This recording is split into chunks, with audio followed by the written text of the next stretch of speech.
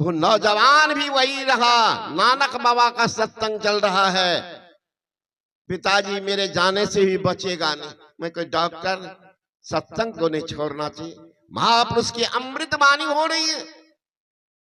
यहाँ अमृत वाणी, अभी फोन आ जाए देखिएगा किसी के घर से, बुढ़िया के तबीयत खराब था, बुढ़वा ढेको न पहनेगा, दे दरबा दे दरबा।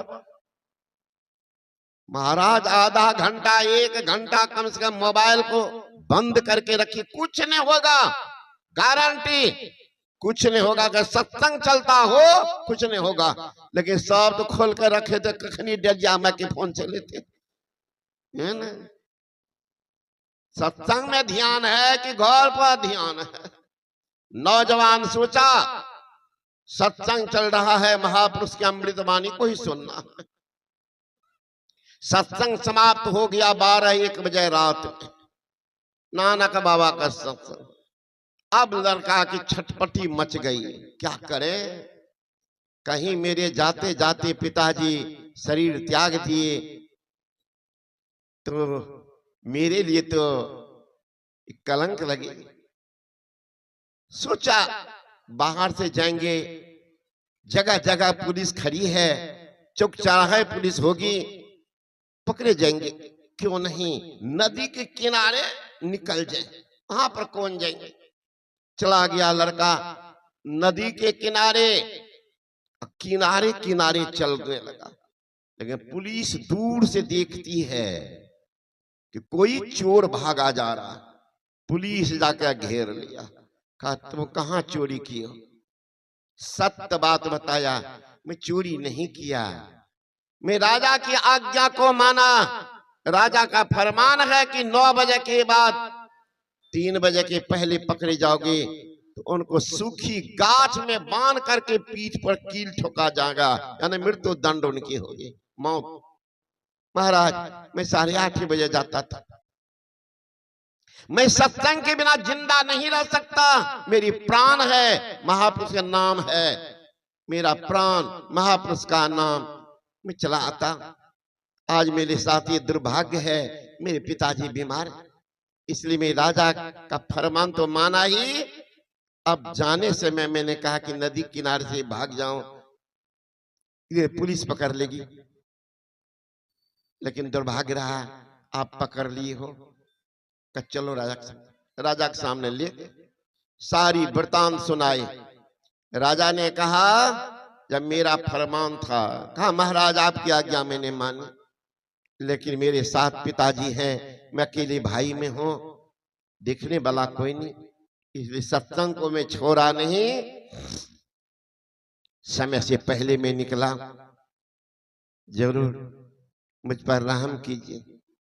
राजा का थोड़ा पिघला, लेकिन मंत्री ने कहा महाराज कानून तो कानून है, कानून को मजबूती से पालन करना चाहिए, इसमें ढिलाई नहीं, तो आपका कानून फेल होगा।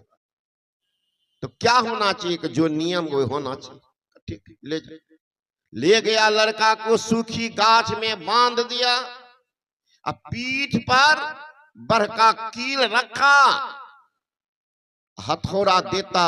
नौजवान कहता 1 सेकेंड रुक जाओ, मुझे उससे दिव्यात्मा से प्रार्थना करने दो।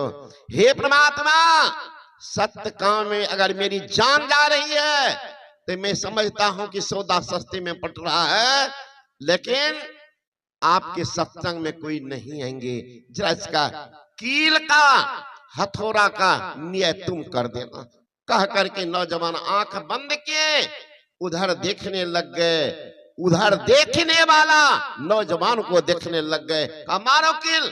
जो ही मारा हथौड़ा कील, हथौड़ा भी टूट गया, कील भी टूट गया, सूखी गाछ जो था हरा भरा हो गया। श्री सद्गुरु महाराज की जय। नानक बाबा की वाणी सत्संग जोग में है, साधु कृपा ते सूखा हरिया।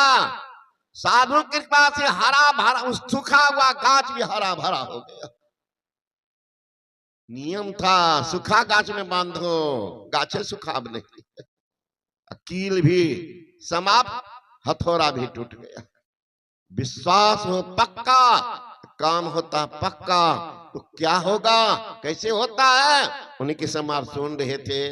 योगहीनं कथं ज्ञानं मोक्षदं भवति हब, योगो अपि ज्ञानेनस्तो न क्षमो मोक्ष कर्मणि, तस्माद् ज्ञानं च योगं च मुमुक्षो द्रुमभ्यसेत। योगहीन ज्ञान और ज्ञानहीन योग मोक्ष कार्य में कैसे समर्थ हो सकता है, मोक्ष कार्य में कैसे समर्थ हो सकता है। अब पहले मोक्ष को समझ लीजिए, तब योग और ज्ञान को समझिएगा। मोक्ष क्या चीज है, इसका मतलब आपके ऊपर बंधन है। झील में रहने वाला निकलने के लिए प्रयास कर रहा है, जबकि वहां भोजन भी मिलता है, ठहरने का इंतजाम भी मिलता है, सारी सुविधा भी मौजूद है, निकलना क्यों चाह रहे हैं, वही दीवाल का फंदा है। उसी तरह से आपके शरीर एक नहीं है, चार जड़ शरीर है, एक चेतन का शरीर। इसी फंदा से आप हैं कहां फंसे हैं। गोसाई तुलसीदास जी महाराज कहते हैं, ईश्वर अंश जीव अविनाशी, चेतन अमल सहज सुख राशि, सो माया बस भयो गोसाई, बंधों की मरकट की नाई। ईश्वर का अंश ये जीव है, वही अलग हुआ उनसे, और जब से उनसे अलग वही बंधन में पड़ गया। इसी से छूटना है ना। अरे भूख लगती है तो भोजनालय याद आने लगती है, थोड़ा भी अभी सुर्ख हो ना देखिएगा, सब देखिएगा उधरे चूल्हा के तरफ, अनिल बाबू के चूल्हा के तरफ बनले उतरले कोई बेर की ना कि तब तक दम मारे है ना।